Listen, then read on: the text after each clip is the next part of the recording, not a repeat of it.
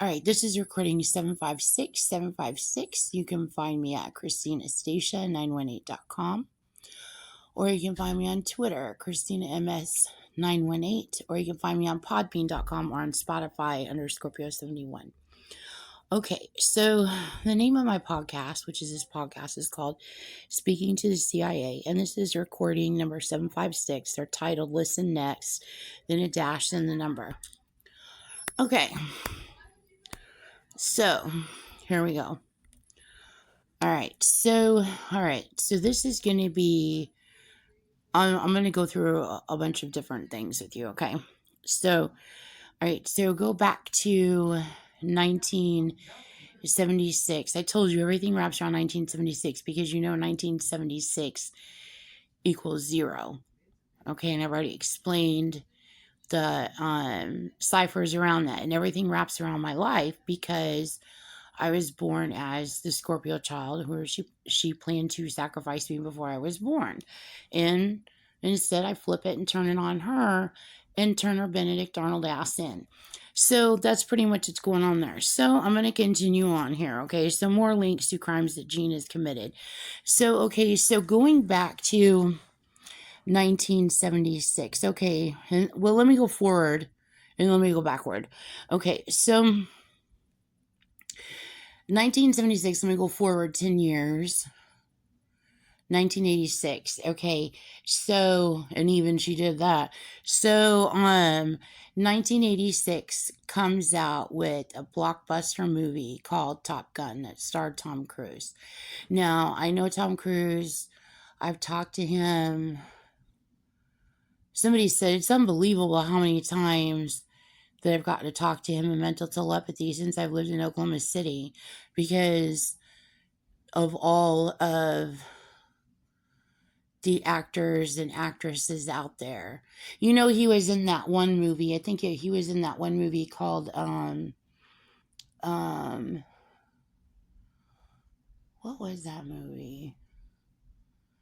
The Agency or something like that. What was that movie called? I don't remember what that movie was called. Where everything has to be like pristine and you have to have a pristine and a perfect life and you have to do everything everybody says. Okay, so he's like his life, his movie career, he is, he's an award-winning actor. In his life, he is a pristine actor. I mean, with all the accolades in the world. So, the abilities to be able to talk, like, he is Hollywood's Hollywood, you know what I mean? So it's like the ability, being able to get to talk to him. And I've talked to him in times of humor in between the down spots,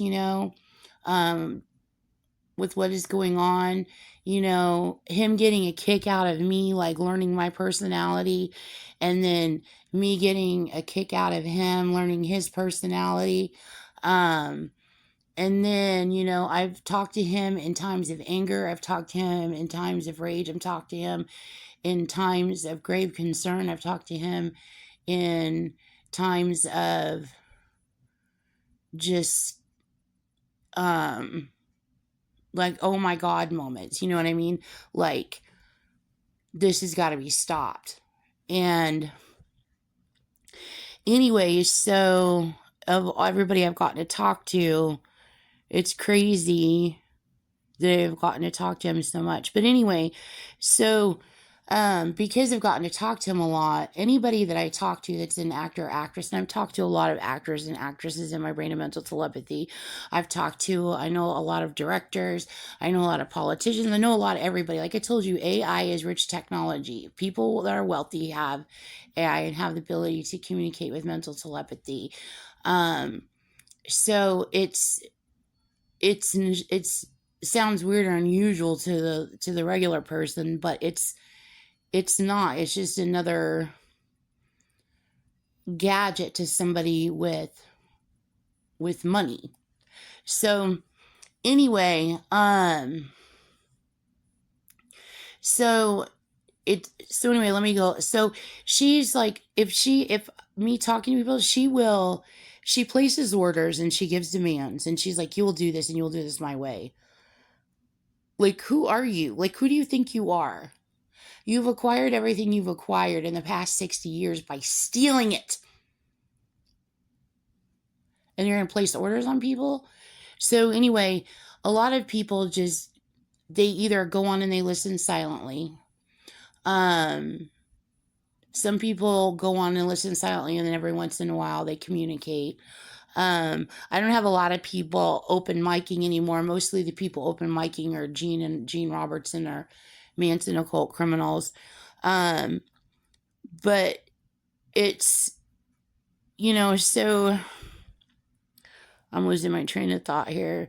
But anyway, so like she gives him hell. But she gives him hell. If you get on here in my brain and you tell Gene to stick it, basically, she will give you hell, and she will try to give you hell out there in the society world by whatever means necessary. Okay, which includes manipulating every aspect of your life just to piss you off. So, I mean, she's absolutely ridiculous. But anyway, so even though he's like one of the elite of Hollywood, he's just like every other all the other hundreds and thousands of Hollywood actors and actresses out there. It doesn't matter. It doesn't matter if you start in a commercial or if you just got your first show. It doesn't matter if you've been in one Oscar of the Year, actor of the year in 20 movies. It doesn't matter. She wants to control. She's got this stolen AI. She wants to do it her way, and that's how it's going to be. Okay? And she wants to control everything. So anyway, it's ridiculous. It's insane. And she uses the power and the leverage of manipulating and conning the Illuminati. And she does that from within her Charles Manson occult Ku Klux Klan ranks, which means the Illuminati is like I told you, I don't like the Illuminati. Like it itself, because because I believe in autonomy of nations. I don't believe in New World Order, for one. I believe in autonomy of nations, number one. And number two, in my own nation, in the United States of America, I believe in the United States Constitution. So, but everybody that's even in the Illuminati, that doesn't mean that they don't necessarily believe in that either, but they're ordered to go along with what her control does. You know what I'm saying? So people are like, you have to do this or else. So, but I love a lot of people in the Illuminati. So, and I'm like, I feel like I've said in previous podcasts, like I've told artists before and business leaders before, like, I'm just a regular civilian. I'm just a regular person that lives in the United States. I was born in Chandler, Arizona. I am now 55. I was born in 1971. I'm just a regular person just getting through life just like any other American out there. I've had regular jobs. I've had, I haven't I haven't served in the service sector. I haven't built a business. You know what I mean? I had my own business for a little while, but that was just doing contract work for a company who I highly admire and highly love. But I mean, like, completely built. Like, I haven't done any of the stuff that all the big people in the United States have accomplished and done. I'm just a regular person. Never served in the military. Never done. I'm just a regular person. And I'm like, I going through all of this, and this has been a part of me, for the past 10 years, is going through all of this. Like you heard, my recordings talking about Yale, or my recordings talking about the NRA, like going through all of this.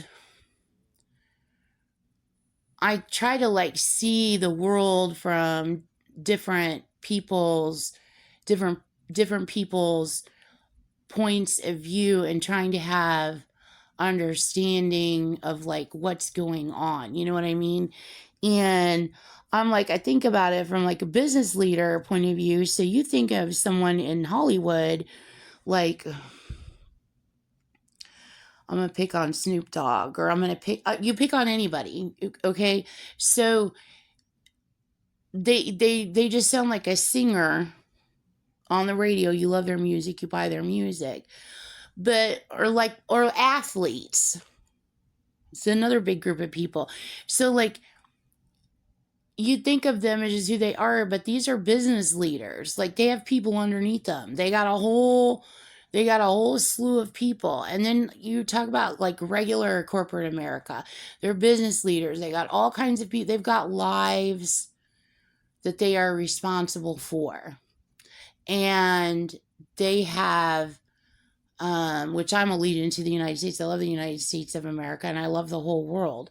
But I mean, they've got allegiance to doing, being a prominent, respectable figure and a working, contributing, and constructive figure of the United States of America. So there's a lot of responsibility. Okay, there's huge amounts of responsibility, and you can't just like get on TV, even though people want to. I'm sure, like you just can't get on and go, hey, they can't do that. So I'm like, okay, well, I've got the evidence that Gene Roberts is been seriously, deadly stalking people and has taken lives, notable people's lives, has committed terrorism, and is running child trafficking rings. I have the personal evidence because I'm a personal victim. And not only that, I decode crimes that she commits against all of you too. I'm the one with the evidence. So what I'll do is I'm going to look out for the United States. I'm going to look out for the world. I'm going to look out for the world's leaders. And personally, I'm going to look out for my family. Even if my family says I'm crazy, they know that crazy means intelligent, means smart. Everybody knows that. But even like at the beginning of this, and they were like, have you lost your mind? Like, what is going on? You know what I mean? So, no, I'm not crazy. I know how to decode all of Gene Roberts, Charles Manson's ciphers. I'm not going to let her threaten the United States of America or any other nation and force her way on people. I'm not going to let her stampede through people's lives and try to control them. And I'm certainly not going to let her get away with using ICE, which I use as to stand for artificial intelligence, robotic technology, on people with or without their knowledge, without their consent. And it certainly needs to be, and I know artificial intelligence is in the United States government and in the form of passing laws and all of that. But let's be honest about what's going on while we're passing laws. Like, I'm not going to allow that to happen. I'm going to keep turning in Jean. First of all, she's a terrorist, and demanding that there are laws created around it, and that people know that this is real and it's being used, and it's being used on everyone. And she'll give you every freaking sap, flap, freaking lie in the freaking book as her excuses why she's been using it to brutalize and control society for 60 years secretly. I mean, who does she think she's fooling? So anyway, where regular person can't, regular person can't do that. You know what I mean? So everybody has to go, but all I can do is just be real. Okay. This is really happening. She's really been doing this. So, and I've got the evidence. So, okay. So anyway, so I want to talk more about like, okay, so, Tom Cruise. So the cruise goes back to, the cruise goes back to all the way back to 1976 with the motorcycle. Okay, when I took off out of my parents' house and I wanted to go, and I literally like cruised across town, like as far as my little legs would take me to my mom's friend's house, asking for a cruise on my mom's friend's motorcycle. So it starts there, and then fast forward a couple of years, and then when we were getting ready to move from Globe into Chandler, which would have been 1981 or 1982, I believe, probably 1982, when we were getting ready to move to Chandler. And remember, I told you a few years before that, I had planned to run away. I got real mad at my mom and Jeff, and I planned to run away. And I got a brown paper bag, and I was determined. I was in tears. I was bawling. I was ballistic. And I was like, I'm going to run away. And I sat and processed, what do I need to run away? And I'm like, well, I have to eat. So I went and got a thing of jelly, a thing of peanut butter, a knife and a spoon, and a loaf of bread. I got clothes. I got some of my Barbies, and I filled up a grocery bag, a paper sack, and I set it beside the sewing room door. And so I would stare at that bag every day. It was all packed and ready to go. And then I'm processing in my mind, where am I going to, if I run away? And I'm really little. I'm processing in my mind, if I run away, where am I going to go live? And the bread was Wonder Bread. And I'm like, where am I going to go live? So I'm like processing the layout or the landscape of Globe, Arizona from my child point of view. I mean, I'm a little kid, and I'm like thinking about, in Globe, where can I go run away and live? So there was this bend on my walk to school. And it was like a drop-off point on the other side of the bend of the road. And it was like a cliff drop-off point, but there were trees that came up from the bend. And so I told myself I was going to go live in the trees. I would just like live in the trees like it was my tree house. I would just go live in the tree. And I really was going to go live in my trees. I was really going to go live in the trees. I was going to take my stuff. I was going to just trot on out the door, and that would be the end of Nina Marie Cook. I'm going to go live in the trees. I'm supplied. I got Barbies. I got peanut butter and jelly.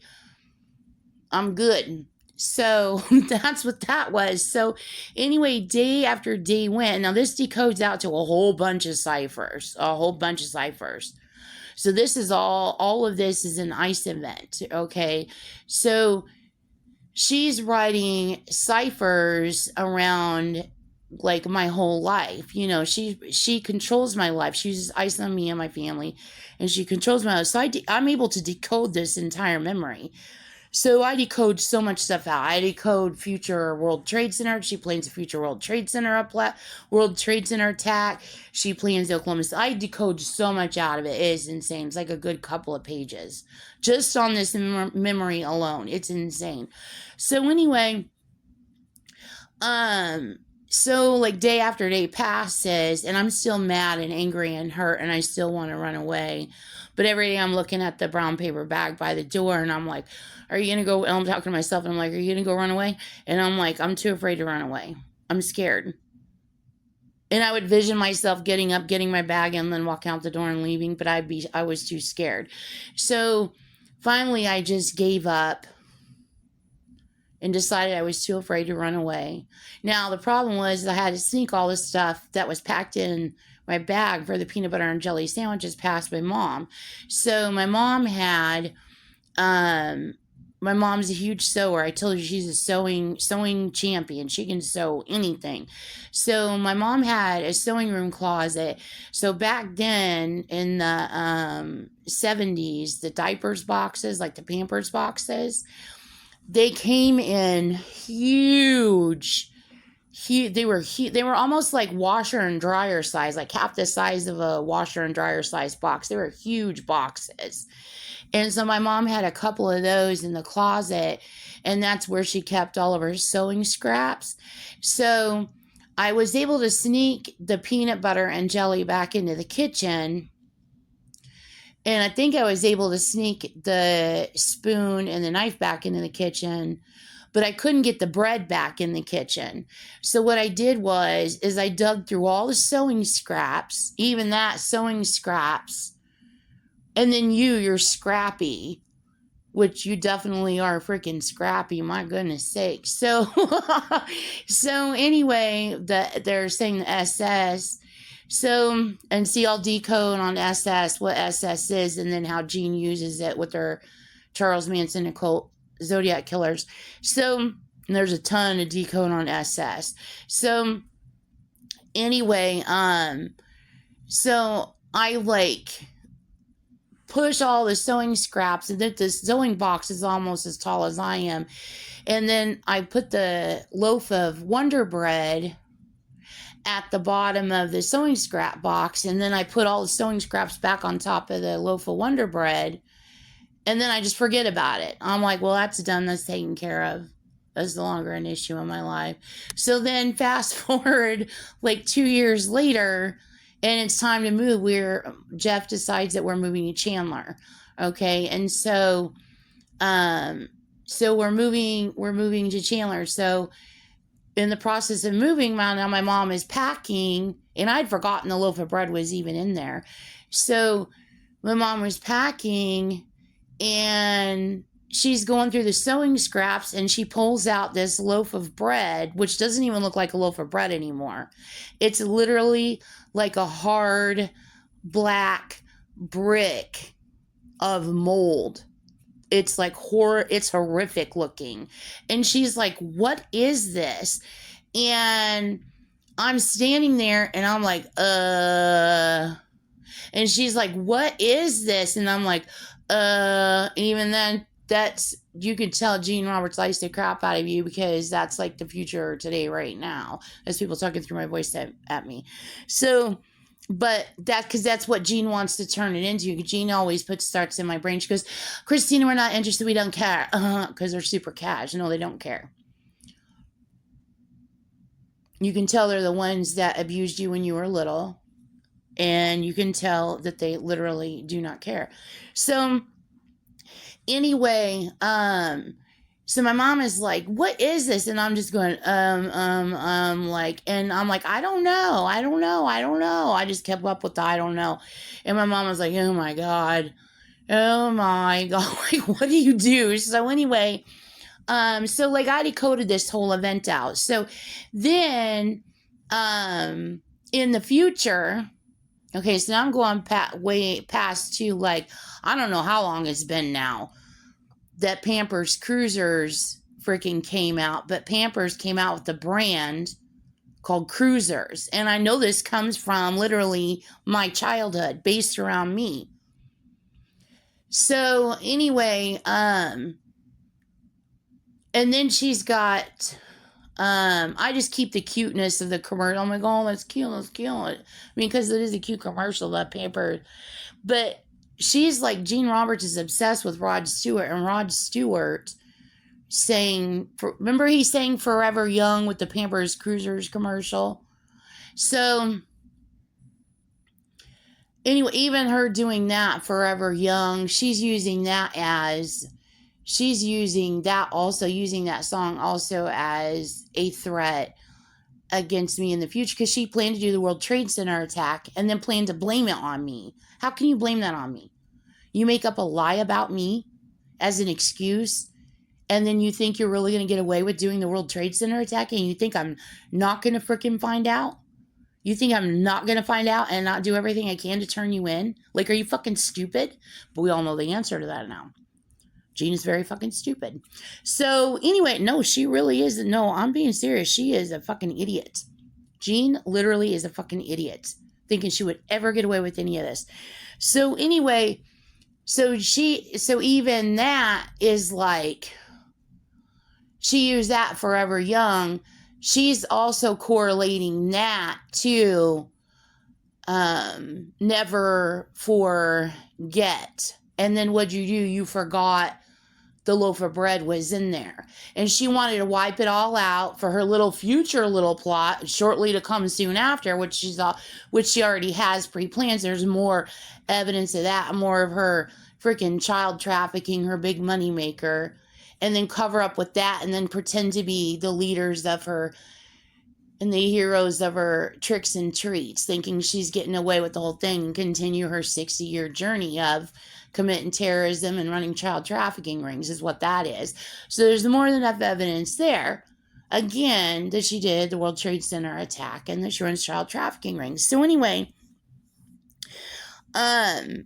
so cruising music goes to Tom Cruise. So this is more of her demonic ciphers stair stacked over time. So now I'm getting up to more of what Jean did here. So adding on, so she was using, okay, you guys remember Tom Cruise was in, and I've decoded this so many times, the Fabergé egg, and it goes throughout the past 200, it goes throughout the past 200 years. It probably goes back a lot older than that, and then is literally linked with missing ciphers that I don't have, that link all the way back to eggs in ancient history. I believe with the, is it Maori? I've studied so many ancient tribes, and no, they did not do this. Jean did this. But eggs all the way back in history, they're very, very, very important. It's like all the way back in the times of like all the way, Egypt, like all the way back in time. Okay, so this is probably, I mean, the ciphers that go around eggs is going to span throughout all of history. But so I don't have all the pieces. I've got big chunks, very, very big historical chunks done, and I have modern day for the past 200 years chunks done, but I mean everything in between I don't have. But anyway, so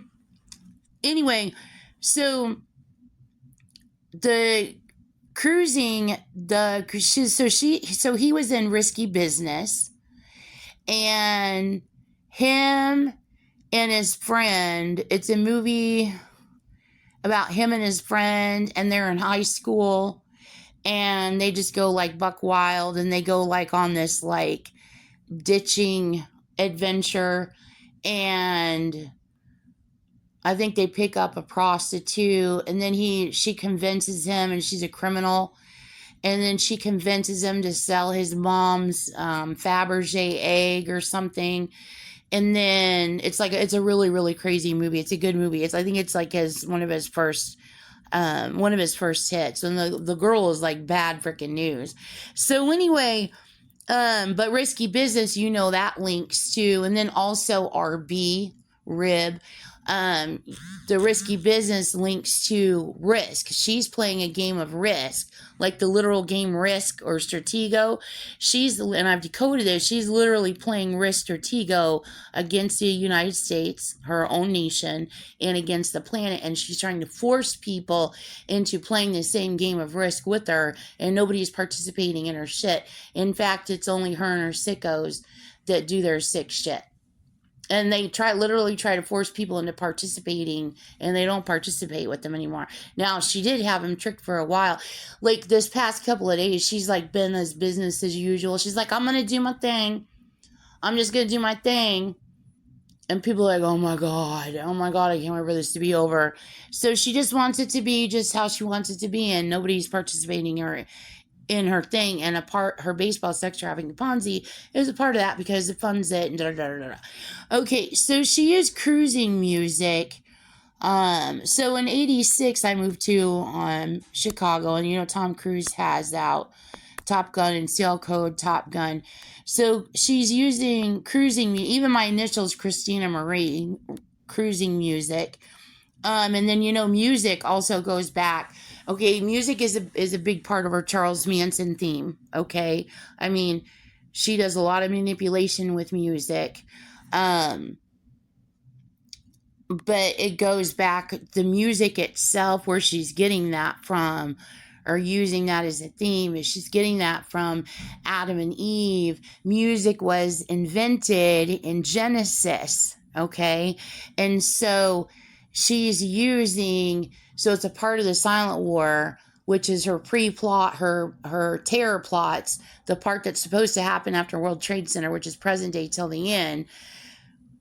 Well, all her other stuff stacks on top of it until it finally emerges into like real war. So it's silent proxy wars where she's manipulating and controlling people using ice and being seeking and deviant and trying to control the environments and the protocols of people to wield it the way that she wants.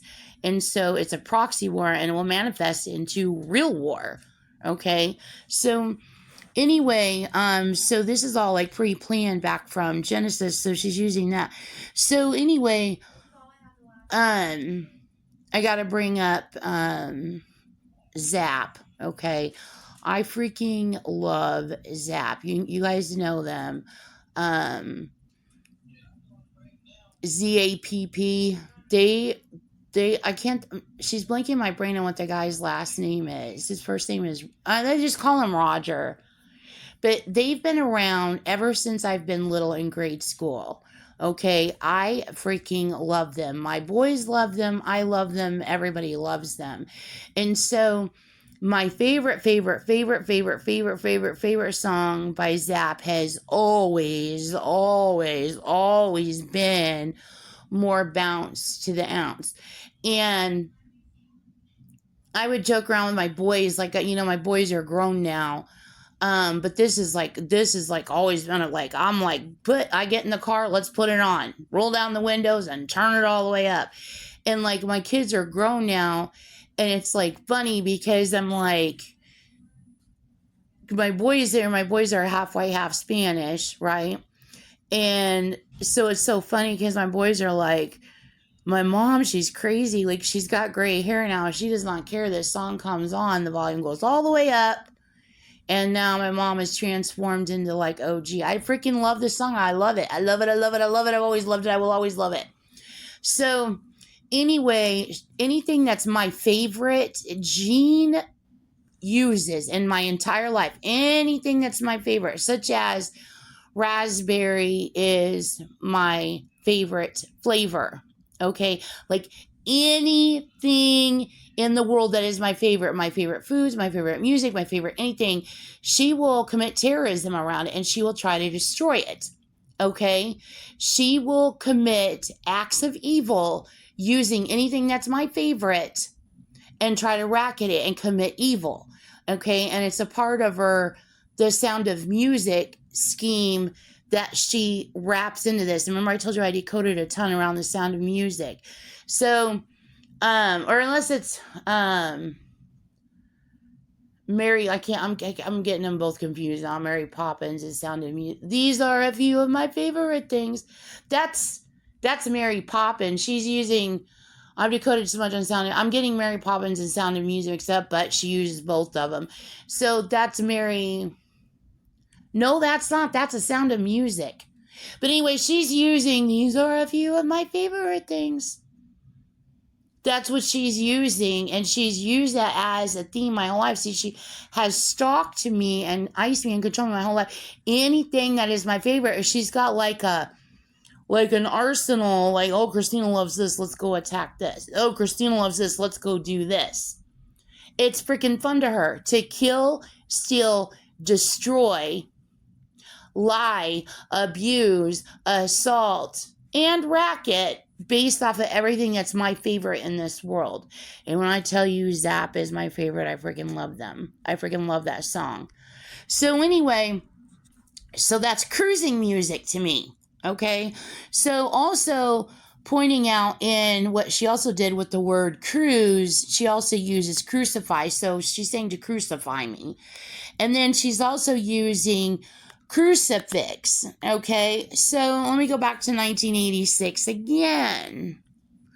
Okay, so in 1986, remember I told you she based my childhood, like all of my life, a lot of it around horror movies. Okay, so when it hits 1986, what is out that everybody knows? Hugely freaking famous. Nightmare on Elm Street, okay, with Freddy Krueger, okay? And then also note there is a Kroger grocery store, and you know that she used that too because you know she markets, and she uses ice. She uses ice on companies and businesses where they don't understand that's what's happened. Nobody understands she's been icing everyone. It's bizarre. But if you look around, you can see it. There's no way that you can't know. There's no way. I'm going to give you some examples later. There's no denying it. And if you go talk to the businesses themselves, they'll be like, I am blown away. They will literally, what the heck? So she uses ice on everybody to control people. So anyway, and like I told you, she paints the environment and controls the environment. So anyway, there's a famous song in Nightmare on Elm Street that is like a scary mock-up of a children's rhyme, which is 1, 2, buckle your shoe, 3, 4. I don't even know the freaking thing anymore. 1, 2, buckle your shoe, 3, 4, blah, blah, blah. But anyway, and Freddy Krueger, and she did that 1, 2, buckle your shoe, the Columbus shoe with the square buckle. So, in the movie, he says, better grab 3, 4, 5, 6. Then he says, better grab your crucifix. Okay, and then also what came out when I lived in North Chicago in the 1980s. Music is very, very, very important. What also came out was La Isla Bonita with Madonna. Okay, she came out with this video, and if you were my age, you remember the days with Madonna. Like just a total record breaker, a total ceiling smasher in music. It was incredible. Like what rap has done in music is like what Madonna has done in music. It's insane. But anyway, so Madonna came out with La Isla Bonita, and the video, like, she's got a lot of videos that freaks people out, but this was one of them that freaks people out because she always used to wear a crucifix. Oh, that was something else somebody wanted me to say. Remember in the 80s, remember the black elastic bands that all of us used to wear in the 80s? And you could like twist them into shapes and you put them around your wrist, and then some of them you can twine around your finger. Remember how they used to go up and they used to go around your middle finger, and people wear the plastic bands all the way up their arm. Remember that? Remember Madonna wearing them? Like in her Lucky Star video, you can see them. They said that's also leaks to the future, and that's also present day, because basically that's a lion spray fashion that Jean, not Madonna, oh my God, I gotta clarify everything here because Jean will freaking lie. But anyway, that Jean put out in fashion using line spray, and I already explained to you what line spray is, okay? Using ice to control the fashion industry. So remember I told you about future attacks with the future terror plot with like a zombie apocalypse scenario, and I literally decode this is literally real, and I told you I could see what one of them looked like. And remember I told you they had black veins? They were white, powdery white, and had black veins, black lines. Wasn't the veins, because I've seen people with black veins, and that's even happened to me, like black veins and I mean, like, it looks like a real thin cut slices of electrical tape, but it's actual, like, embedded in their body, like black veins, like black lines everywhere. So basically what that's saying is that we're all robots, and we're all going to grow up and find out that we're all robots, and we've been trafficked all our lives. And then it's also signs of future terrorism. We're all supposed to look back and go, oh my God. And when people realize that with the bracelets, they're like, oh my God. Make sure you say that in the podcast. So anyway, so Madonna always wore crucifixes. So this video was a lot of controversy everywhere because it was considered hugely sacrilegious. Like it angered a lot of people. Like every video she made, pretty much, I would say like 80% of the videos, maybe 70%. Pretty much all the videos she made pretty much made everybody, pretty much ticked everybody off. It was like, oh my God, what did Madonna do? So anyway, so because it's all happening around the same time frame, it's showing you that Madonna's life is also being controlled. The release of her music is also being controlled. So Crucify and Crucifix, and then Cruising, and then Cruise, and then Nightmare on Elm Street, and then Will Smith and DJ Jazzy Jeff come out with Nightmare on My Street, which like literally like freaking happened to me like at the same time. So this is all goes together. It's just like all like pre-planned, because she does it like that because people don't understand time span that aren't my age, that are young, and they don't understand. Is they don't know, oh, this was this year, and this was that year, and this was it, and this was that. They don't understand. So it's easy for Gene to go and lie to young people and manipulate and con them and hide this and then go, that was the rappers said it. It's all the rappers' fault. Everything is always everybody else's fault to Gene. And I'm like, no, rappers were my age. They were either my age or they were like just a year or two older or not too much older than me. They were my age. You're not going to sit there and blame stuff on rappers. You iced all of music, Gene, including rappers. And you blaming rappers is insane. So anyway, so Nightmare on Elm Street, so that goes to how she used the music was her using the ICE event to traffic and control myself and Excel Robertson, guy I had a crush on her, was sing for a minute in high school. You're going to see all previous podcasts. So she could use that in the future and then go Slugworth him in the future and try to go Slugworth Farrakhan and literally Farrakhan, because Gene, this is a Microsoft thing, okay? Because he, like, what she has done to Black America deserves a lot. And they don't need to be brokered by Slugworth, Ku Klux Klan, Gene Roberts. Gene Roberts needs to be in jail. So she basically trafficked me and my friends. I told you she did that all my life. And then she tightly plans it so that in the future she can go back in time and go hustle people and go, oh no, that was you guys. That was you guys. You guys did that. And then she tries to like broker deals and force people into silence, and people are like, this is BS. Like, go to jail, bitch. And then like she just wants to keep making money and keep trafficking and keep committing crime. And then when is this loop of crime going to end? Gene needs to be arrested. So it ended up, I was going to go to a house party. There was a house party going on. And I love house music. Like I love house music. And there was this big, huge house party going on. And it was at some warehouse. And I was like, oh my God. Like I was like, ah.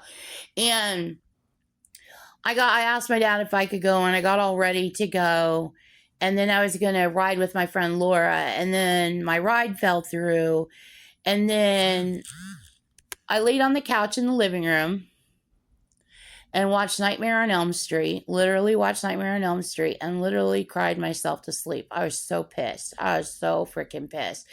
And my dad was going out that night with my stepmom. They were going out dancing, and my dad was like, you can go, but I'm telling you, you better be back in this house by midnight. At the time, my dad was a major in the Marine Corps. And he's like, you better be back in this house at midnight. I'm going to call you at midnight. If you don't answer that freaking phone at midnight, you are fucking dead meat. My F words, putting F words in my sentences. So he's like, and I'm like, and he's like, no, I mean it. Like, don't look at me with any freaking smile like, woohoo, you get to go to a party. I'm telling you, your expletive butt better be back in this house at midnight or you are dead. And I was like, okay. I was like, oh, I get to go to a house party. I was like so freaking excited. So I didn't get to go. And so I was like bawling and I fell asleep on the couch crying. And anyway, my dad didn't come home till later and I'd fallen asleep. My dad was going to call. I missed a call because I was asleep. In between all this, it was like a comedy of like, but it's a nice event. Gene pre-planned all of this. So in the middle of all this, and everybody knew everybody was going to this house party, okay?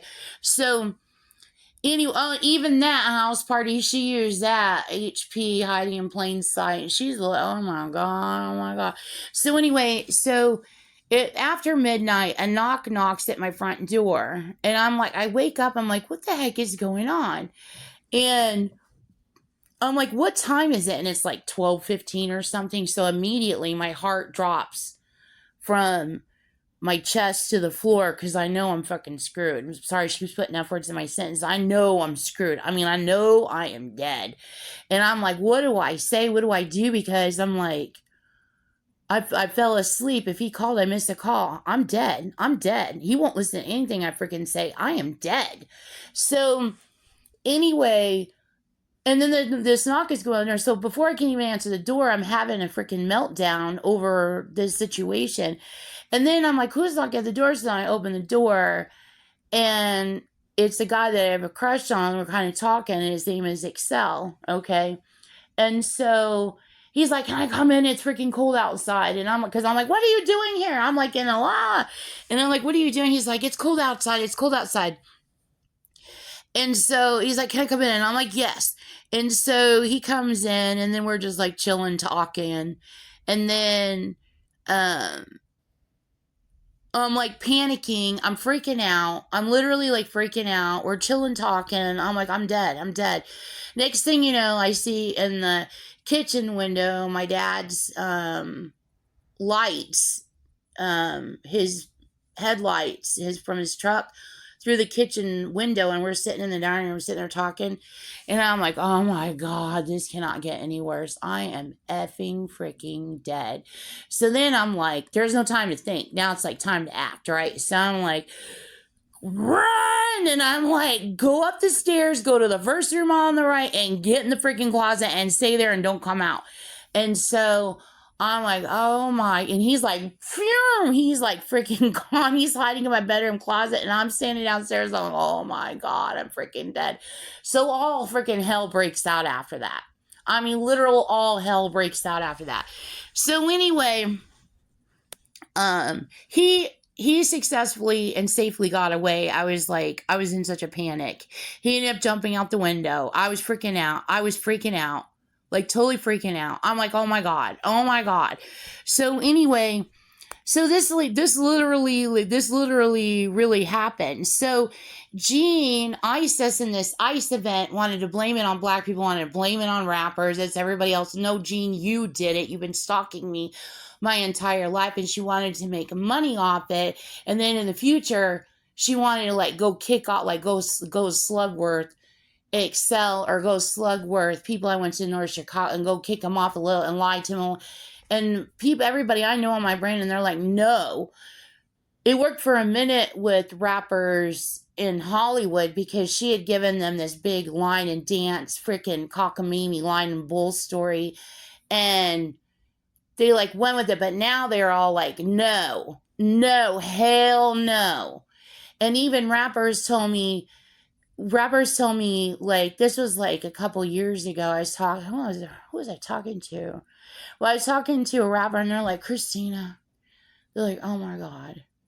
They're like, she wants us to like have like she wants us to have a coronary like over this, and she wants us to blow her out like she's Mrs. Savior. We know she's the perp. We know everything she freaking did, and she wants us to act this freaking thing for her, like give me a freaking break. And he's like, in the real world, and which is like what happened with you, like in the real world, only you guys, everyone, you and everyone you've ever known, and now we find out all of everybody, she ices everyone.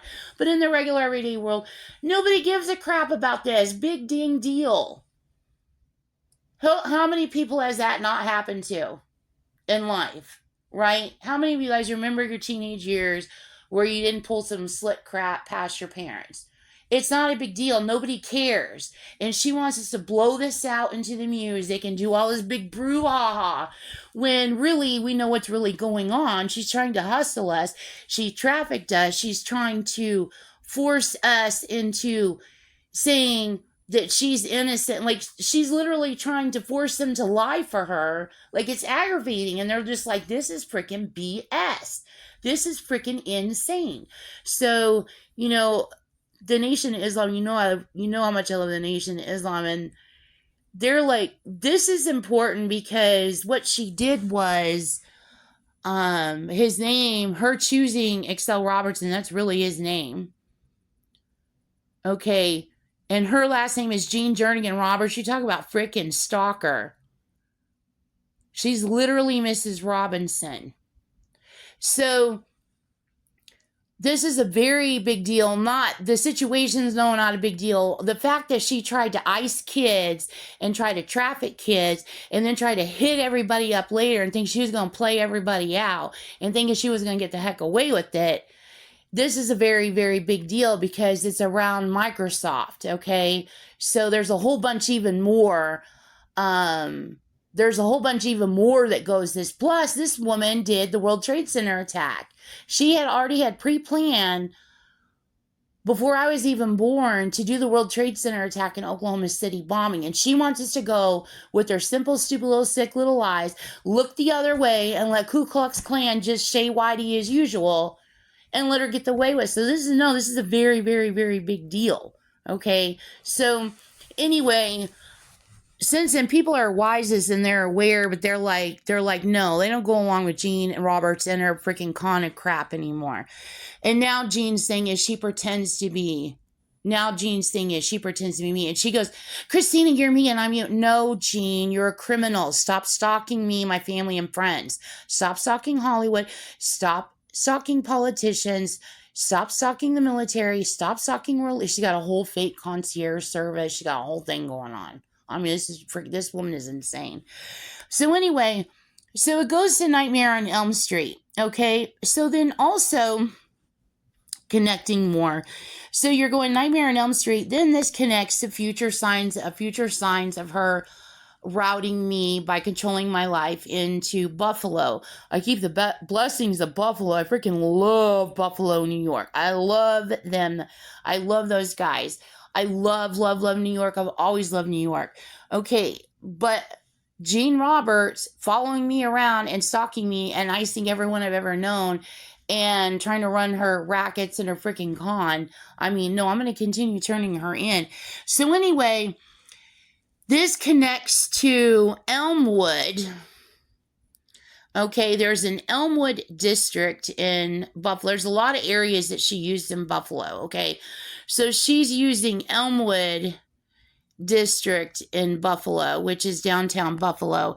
And then, so that connects to Elm there. And then also oh my God, I already knew she used Amherst, but then Hearst, and then You're Dead, and then that's future Alfred P. Murrah. So she tore up, I lived in, there's two Amherst. There's an Amherst, New York that was near me, and I lived in East Amherst. So they're even that, Elmwood and East Amherst. So then APM, Alfred P. Murrah, and then Hearst. So then now she's saying Nightmare in Buffalo. And then also, in the Elmwood district in Buffalo, she also used Bidwell Park. Okay. So, and then you're going to have to see all code bid you adieu.